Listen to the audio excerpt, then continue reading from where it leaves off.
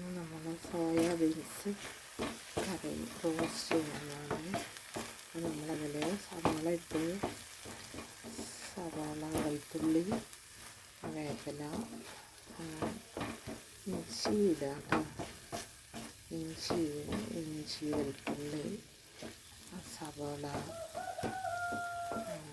നമ്മുടെ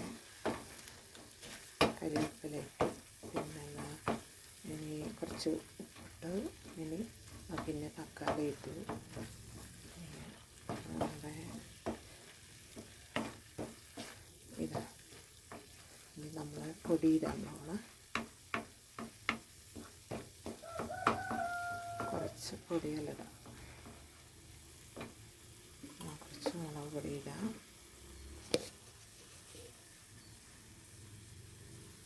കുറച്ച് മുളക് പൊടി, പിന്നെ ഒരു കുറച്ച് മതി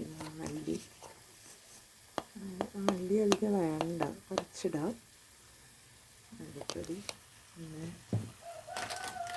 മഞ്ഞൾപ്പൊടി ഇടാം.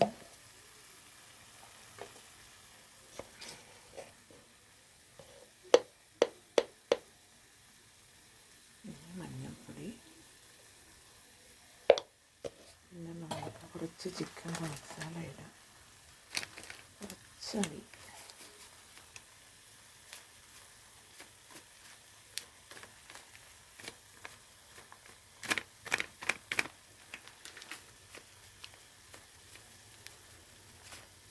ചിക്കൻ മസാല ഇടാം. പിന്നെ നമുക്ക് വേണ്ടി നമുക്ക് നമ്മുടെ സോയാബീൻസ് ഇടാം.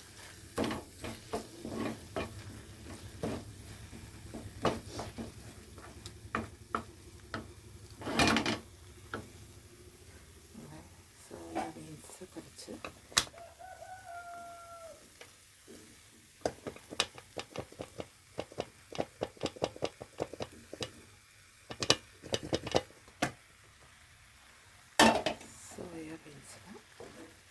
നമ്മൾ കുറച്ച് ഒന്ന് ഇളക്കി കൊടുത്ത് നമ്മൾ കുറച്ച് നേരം സിമ്മിലിട്ട്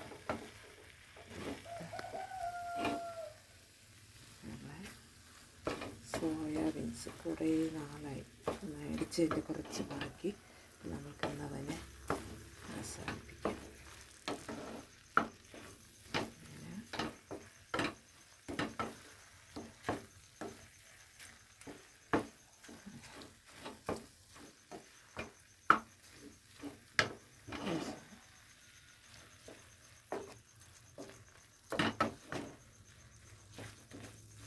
ഇത് കുറച്ച് ഇഡ്ഡലി ഉണ്ടാക്കാം. മാവ് റെഡിയാക്കി വെച്ചിട്ടുണ്ട്.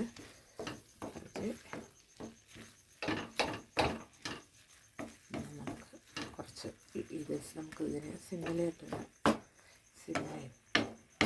ഇനി നമ്മൾ കുറച്ച് മാവ് റെഡിയാക്കി വെച്ചിട്ടുണ്ട്. നമുക്കിന്ന് ഇഡ്ഡലി ഇടാം.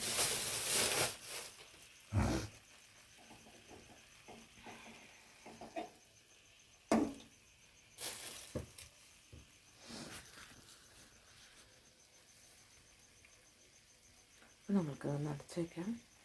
ബാക്കി വേവട്ടെ. സിമ്മിൽ കിടന്ന് വേവാം. കുറച്ച് ഇഡ്ഡലി തട്ടെടുത്ത് നമുക്ക് വെക്കാം.